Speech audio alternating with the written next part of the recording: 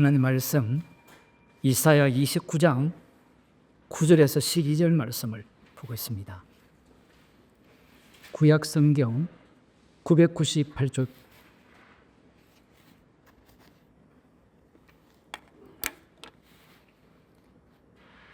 9절부터 제가 읽어드리겠습니다. 너희는 놀라고 놀라라. 너희는 소경이 되고 소경이 되라. 그들의 취함이 포도주로 인함이 아니며 그들의 비틀거림이 독주로 인함이 아니라 대저 여호와께서 깊이 잠들게 하는 신을 너희에게 부어주사 너희의 눈을 감기셨음이니 눈은 선지자요 너희 머리를 덮으셨음이니 머리는 선견자라. 그러므로 모든 묵시가 너희에게는 마치 봉한 책의 말이라. 그것을 유식한 자에게 주며 이르기를 그대에게 청하노니 이를 읽으라 하면 대답하기를 봉하였으니 못하겠노라 할 것이요. 또 무식한 자에게 주며 이르기를 그대에게 청하노니 이를 읽으라 하면 대답하기를 나는 무식하다 할 것이니라. 아멘. 여호와께서 이스라엘을 다루시는데 다루시는 방식이 그들이 행하는 거기에 응답하는 방식입니다. 하나님께서 그들을 놀래키는 방식으로 소경을 만들고 비틀거리게 만드시는 겁니다. 율법을 이들은 무시하죠. 왜 무시합니까?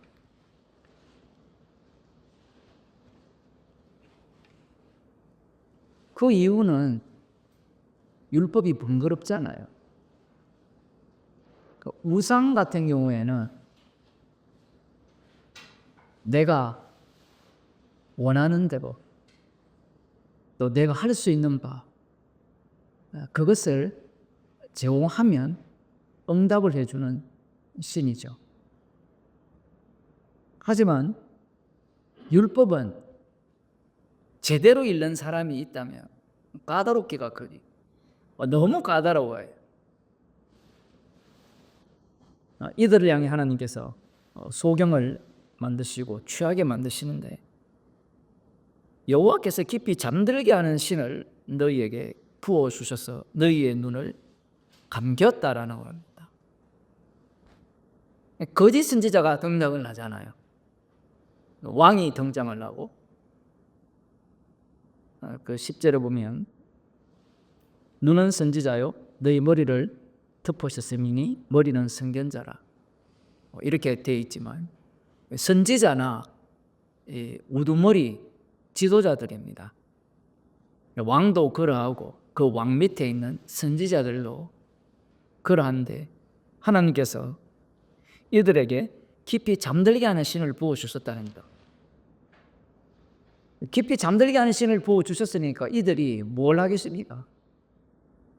당연히 말씀대로 선지자들이 외치지 않죠. 그럼 선지자들은 무엇을 위해 외칩니까?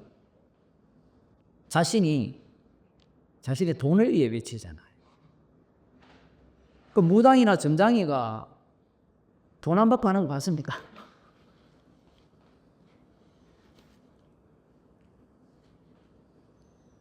선지자들도 그러하고 왕들도 그러합니다. 자신의 권력을 유지하기 위해서 율법에 순종하지 않고 이 선지자들은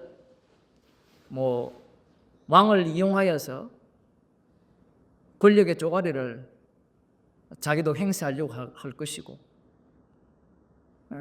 가장 중요한 것은 그 권력에 빌붙어야만 잘 먹고 잘 살 수 있거든요. 그 목사 세계가 그렇거든요. 일단 부모를 잘 만나야 돼요. 목사는 부모를 잘 만나야 돼요. 요즘은 더더욱 그렇습니다. 왜냐하면 교인들이 헌금을 안 하거든요. 개척교회를 하면 교인 수가 적으면 교회를 안 옵니다. 왜? 자기가 담당해야 될까 싶어서. 여러분 그런 생각하지 마세요. 부모를 잘 만나야 돼요. 뭐 강남에 뭐 아파트 한 서너 채 있는 그런 부모를 만나가지고 아버지 제가 이제 신학교를 마치는데 교회 하나 차려주세요. 그 부모가 계속 매달 한 수백만 원씩 제공해주면 개척교회 하는 거예요. 제가 지금 지어낸 얘기가 아니라 들은 얘기입니다. 요즘 신학생들이 그렇게 얘기한대요. 그것만 그런 것이 아니라 아버지가 대형교회 뭐 목사라면 요즘은 세석은 이제 기본이 됐어요. 대형교회가 아니더라도 한 200명?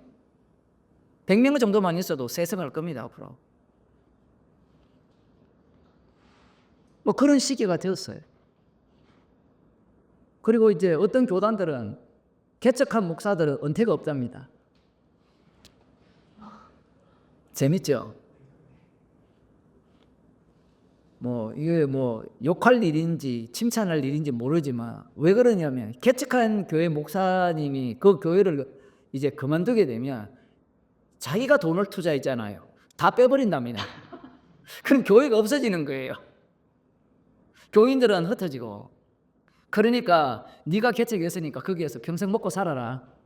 그리고 교단은 어쨌든 회비 내니까 유지시켜 주는 거죠. 큰 교회 가려면 부모를 잘 만나든지 아니면 연주를 잘 타든지 그렇게 할 수밖에 없어요. 제가 듣기로는 뭐 한국의 웬만한 큰 교회는 어떤 서울에 있는 저기 서초동인가 어디에 있는 목사가 추천을 해서 담임 목사가 된다는 설이 있어요. 한국의 웬만한 뭐 수천 명 모이는 교회는 그 라인이거든요. 줄을 잘 서야 되는 겁니다. 자기 배를 위해서죠. 복음은 필요 없습니다. 지금 시대는 더 필요 없죠. 챗 GPT에게 물어보면 설교 다 작성해 줍니다. 어느 정도까지 잘 작성해 주느냐 하면 본문을 주고 이 본문이 강남에 사는 그 연봉 한 3억 이상 되는 사람들에게 설교를 하려고 하는데 이들에게 가장 적합한 설교를 글자 2,000자로 만들어 다오라고 하면 만들어줍니다. 제가 농담 아니게 아니고 진짜 그렇게 해줘요. 그러면서 한 번 더 질문을 하죠. 이 설교가 우리 교인들이 예를 들어 한 1,000명이 되면 100명이 되면 혹시 한 사람이라도 상처받을 수 있는 그런 단어나 문장이 있다면 빼달라면 빼줍니다. 원래 대형교회 목사들은 설교 비서가 다 있거든요. 그거 다 아시죠? 우리 대형교회를 다녀본 분만 알아요. 거기에 대형교회를 다니더라도 그 밑에 있는 사람들은 몰라요. 장로님 정도 돼야 그걸 아는데 설교문 써주는 비서, 설교문을 만들기 위해서 자료를 뽑아오는 비서들 만만치 10명 이상이 될 거예요 아마. 그 월급만 해도 어마어마합니다. 이제 큰일 났죠. 큰일 나지 않았어요. 왜냐하면 그 밑에 비서들은 어차피 써야 되니까 그 사람들이 이제 땡 잡았죠. 애한테 물어보면 돼요. 어느 정도 대단하냐 하면 영어로 내 한국어를 영어로 바꾸어서 질문을 하면 돼요. 이 귀한 시간에 왜 이런 이야기 하느냐? 복음이 필요 없다는 겁니다. 선지자들도 마찬가지죠. 누구 입맛에 맞추면 돼요? 있는 자, 권력자의 입맛에 맞추어서 예언을 하면 돼요. 아합 왕이 선지자를 불렀잖아요. 선지자들이 뭐라고 대답합니까? 아합 왕이 자기를 추종하는 선지자들이 무슨 말할 것인지 몰라가지고 물었어요. 안 그러면 알고 물어요. 알고 묻죠. 교인들이 교회 왜 오는지 다 알잖아요. 그럼 알면 목사들이 그들이 입맛에 맞춰주면 되잖아요. 그러면 목사 자리 유지하고 모임을 지속할 수 있고 그게 거짓 선지자입니다. 그런데 하나님께서는 이들에게 잠자는 신을 부어줬다 합니다. 무서운 이야기죠. 그러면 또 우리는 또 똑똑한 우리들은 잠자는 신을 부어준 게 먼저입니까? 아니면 이들이 하나님을 버리고 우상을 섬긴 게 먼저입니까? 뭐가 먼저예요? 물론 선악과를 먹었기 때문에 이미 모든 인간들은 눈이 가려져 있습니다. 그 가려진 상황에 대해서 하나님께서 말씀을 하시는 거고, 그리고 이것은 이제 로마서 11장으로 보면 모든 사람을 불순종 가운데 가두어 두셨다고 하거든요. 가두어 주심으로 말미암아 이 선지자들이 제대로 된 예언을 못하게 되는 환경을 그렇게 만들어요. 그럼에도 불구하고 이 속에서 누가 있어요 지금? 이사야가 있다는 사실입니다.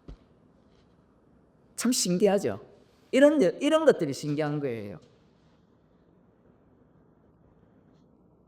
이렇게 가두어 두시고 그렇게 되니까 11절에 그러므로 모든 묵시가 너희에게는 마치 봉안책의 말이 된 거예요. 신명기만 보더라도 그들에게 깨닫는 마음을 안 주셨다 했거든요. 문제는 인간들은 하나님께서 행하신 일들을 보고 말씀을 보면 깨닫는다고 생각해요. 근데 이게 계속해서 빗나가요. 관역을 못 맞춰요. 그 헬라어 단어로, 헬라어입니다. 하마르티아라는 죄라는 단어가 관역을 빗나가다는 뜻인데, 계시 자체가 봉안책이 되어버려서 유식한 자에게 주며 11절에 보면 읽으라 하면 대답하기를 봉하였으니 못하게 하노라 할 것이요 무식한 자에게 주며 그대에게 청하노니 이를 읽으라 하면 대답하기를 나는 무식하다 할 것이며, 이게 반어법적 모습이라고도 볼 수 있어요. 왜냐하면 유식한 자들에게 주게 되면 제사장들이잖아요. 선지자들이 율법 전문가들이잖아요. 그들에게 주면 봉했기 때문에 말씀대로 해석을 하지 않는 겁니까? 아니면 자기들의 탐욕 때문에 말씀대로 해석하지 않는 겁니까?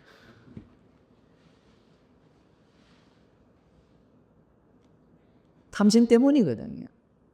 그 오늘날 큐티하는 사람들, 그 큐티 하는 사람들뿐만 아니라 목사들도 그렇게 설교를 하거든요.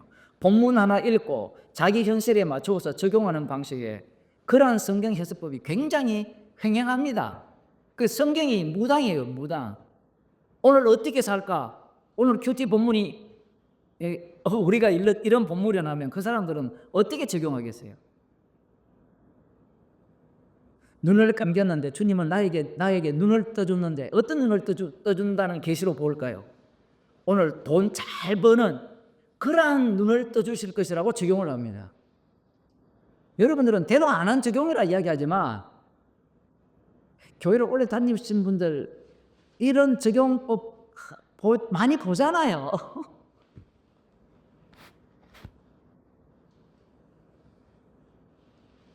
하나님께서 철저하게 깊이 잠들게 하는 신을 부어주시니까 이들은 계시가 봉해져 버렸죠. 봉해졌다는 의미가 두 가지라 했잖아요.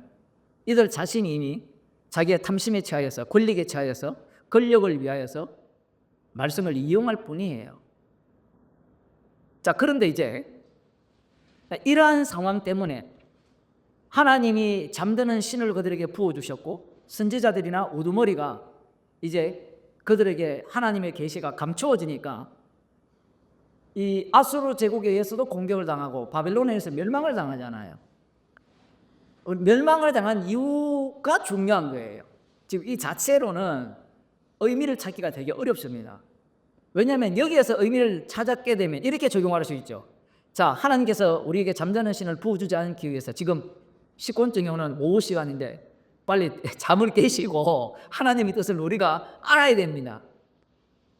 이렇게 적용할 수 있잖아요. 이렇게 적용한 자들이 누구냐면 바리새인과 서기관이에요. 바리새인과 서기관들은 자신들이 잠자는 신을 부음 받은 자라고 생각합니까? 아니면 아무리 어려운 계시라도 풀 수 있는 위치에 있다고 생각합니까?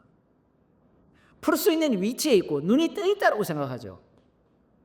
그 요한복음 9장에 보면 소경 이야기가 나오잖아요.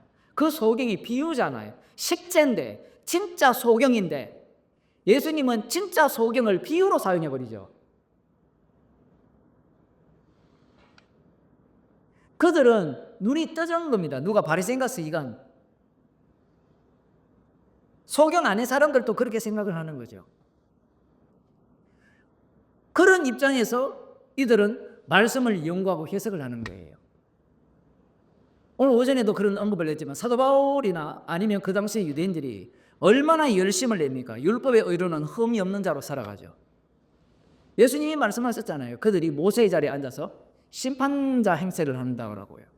그들이 그렇게 자신만만한 이유는 잠자는 신을 부어 주셨을 때 그들이 하는 짓이 뭐냐면 우상숭배였어요. 십계명을 안 지킨 겁니다.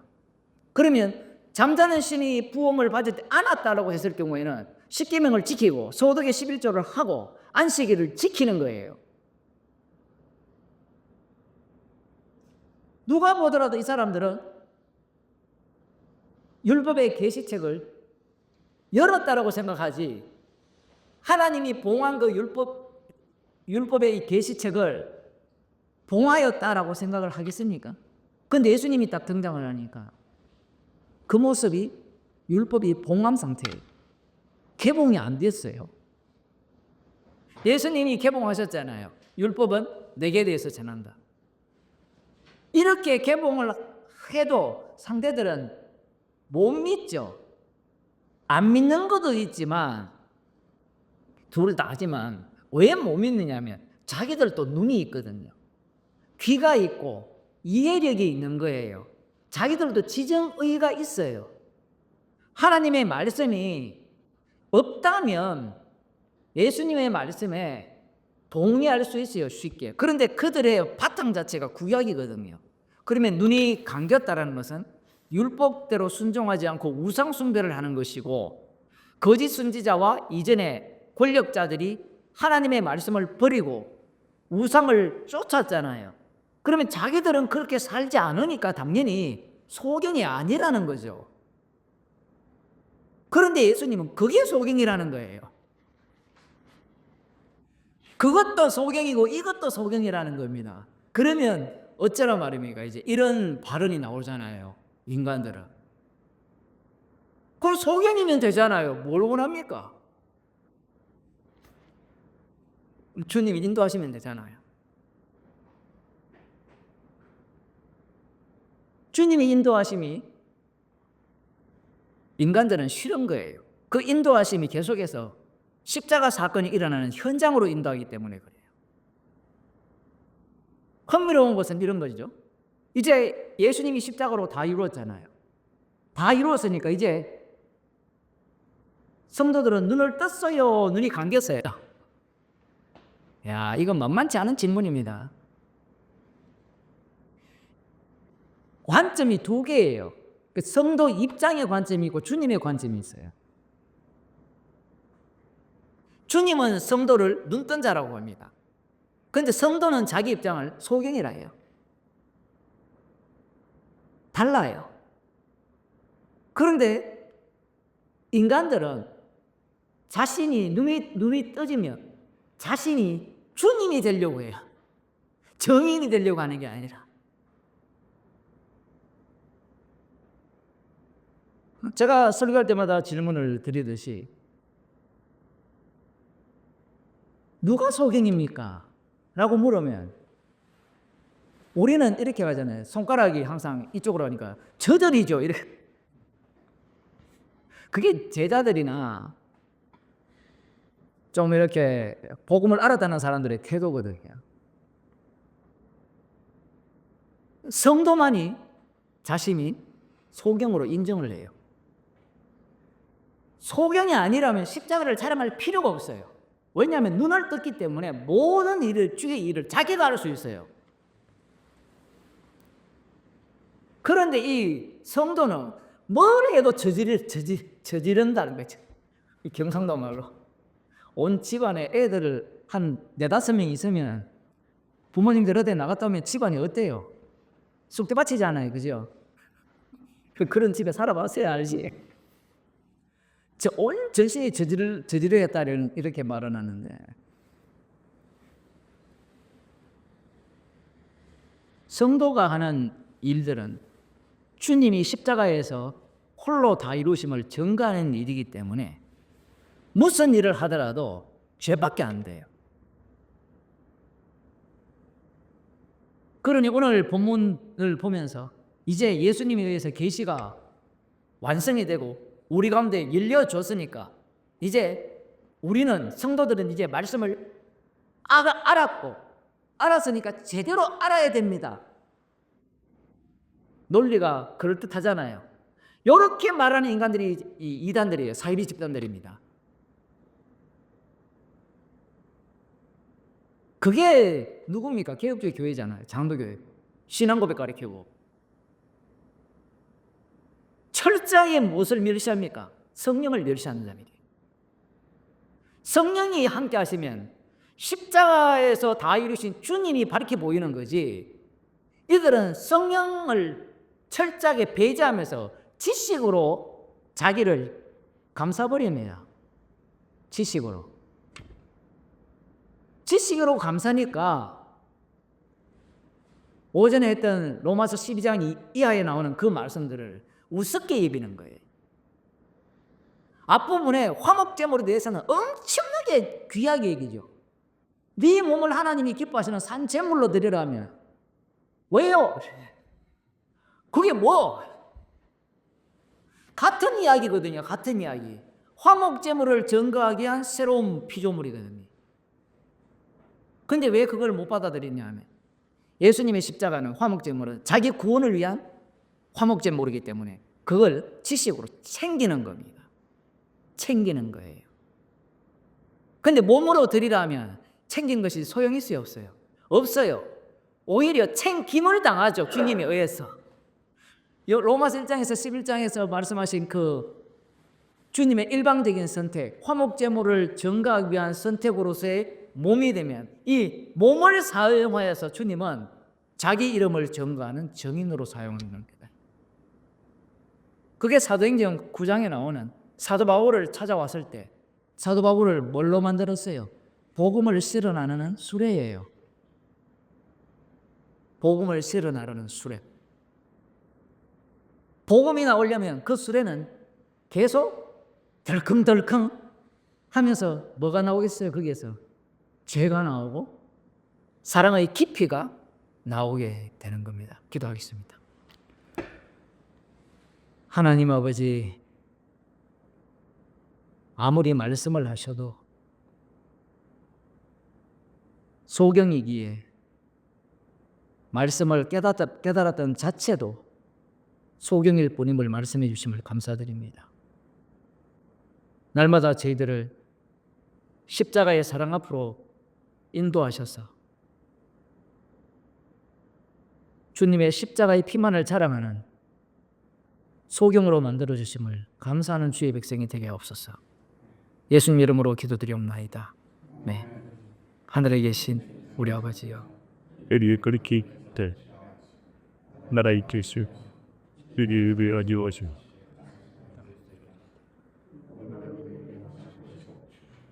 원망 좀 다른 것 같아. 우리 죄를 사하옵시고 우리를 비시라고 하지 마시며 다만 그 나큰 생 너무